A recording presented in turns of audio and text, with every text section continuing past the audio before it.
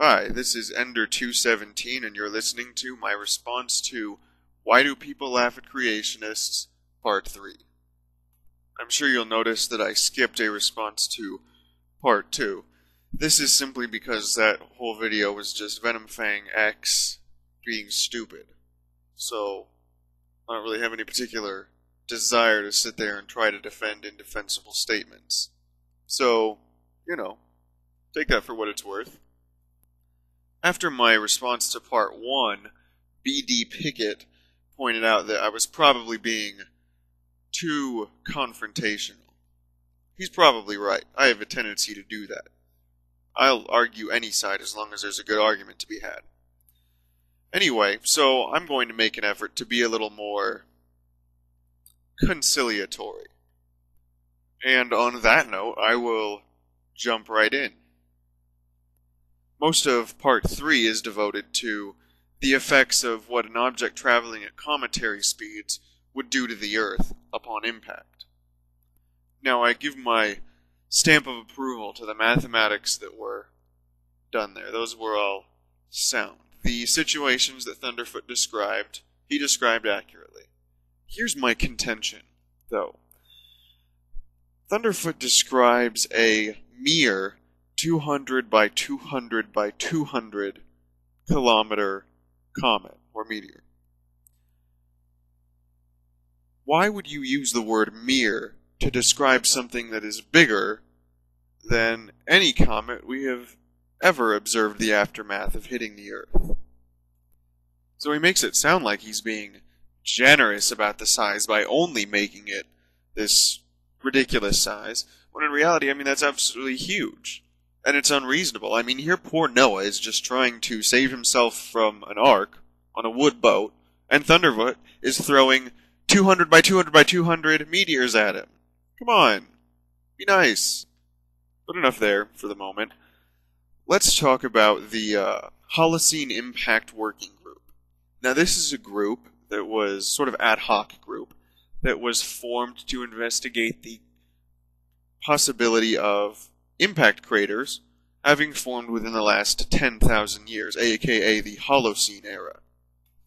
Now, up until just a few years ago, in this decade, scientists didn't even look on the ocean floor for meteors because they assumed that meteors hit so rarely that any impact crater that had been on the ocean floor would be unrecognizable due to the geologic effect of all this time that would have had to have passed since it hit. But what the Holocene group ended up finding was a 12.5 kilometer in diameter crater at the bottom of the Indian Ocean. They arrived at this location to look for this crater because they found these pilings of sedimentary rock a couple hundred meters above sea level on the coasts of, coasts, quote unquote, of Australia and Madagascar, and they pointed in the direction of this crater. Now, what got them started on this search, one thing anyway, was a member of the team named Robert Massey, who is a geomythologist. He basically looks for geological clues in mythology in different various cultures. And he started to analyze the similarities and differences between the large collection of flood myths. I have links online to a lot of these if anybody would like to read through some of them. It makes for very interesting reading. By analyzing the astronomical clues given in a lot of these myths, Massey pointed out a specific target date around which this impact and flood approximately occurred, and he gave that as May 10th, 2807 BC. Now, getting back to the issue at hand, as Thunderfoot accurately pointed out, the energy released by a unit mass hitting the Earth at cometary speeds is 4.5 times 10 to the 8th joules. Specifically, that is enough energy to boil about 170 unit masses of water starting at 20 degrees Celsius, or room temperature. Now, when you get a cometary impact big enough to make a crater that size, a few things are going to happen. First of all, you're going to boil a lot of water. Secondly, you're going to heat up a lot of other water without boiling it. What this is going to do is cause a lot of clouds, because that's evaporated water once it rises high enough in the atmosphere. And it's also going to cause hurricanes, because when you have very warm water mixing with cool water, that's basically what forms a hurricane. And that's just put in really loose terms, so don't criticize me for not being technical about it. But the warmer the water is, the more powerful the hurricane is going to be. That's where hurricanes get their energy from to begin with. It's just the heat in the water.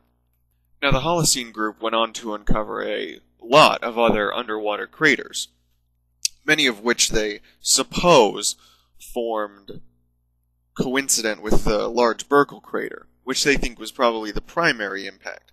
But because of the distribution of the myths, they assumed that this must have been a worldwide event, which would have required impacts at other parts of the globe. Of course, they have had no shortage of finding underwater impacts to attribute this to. Now, Thunderfoot painted the concept of a worldwide flood caused by a cometary impact as something just so far outside the realms of possibility.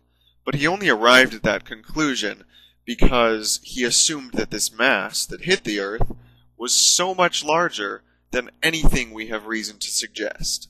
I will also note, for your benefit, that the Holocene Impact Working Group is not a creationist organization. The point of all this is simply to say that, well, you may be able to take a creationist diagram and say, oh my god, if things that big were really hitting the Earth, we would all be dead. We wouldn't need an ark. We'd need a bomb shelter at the core of the Earth. You know, whatever. But if you really try to look at it from an objective standpoint, you find that not only is it possible for a cometary impact to cause a biblical-type flood, but there's actually evidence to suggest that it has happened about 4,800 years ago. And here I'll just throw in the factoid that the oldest known organism on Earth is a 4,800-year-old bristlecone pine. So please feel free to leave feedback. I don't censor, and insofar as the volume of comments permits me, I will try and give a response to every commenter. Hopefully now I can also get BD Pickett's stamp of approval for being nice. Hey everybody, I just went back to look up a few things. I don't want to re-record the whole video, so I'll just say that who I said was Robert Massey, the name is actually Bruce Massey, if you want to look it up.